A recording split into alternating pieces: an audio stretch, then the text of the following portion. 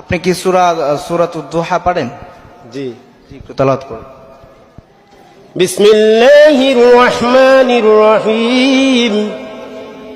والضحى والليل إذا سجى ما ودعك ربك وما قلى وللآخرة خير لك من الأولى ولسوف يؤتيك ربك فترضى ألم يجدك يتيما فآوى ووجدك ضالا فهدى ووجدك عائلا فأغنى।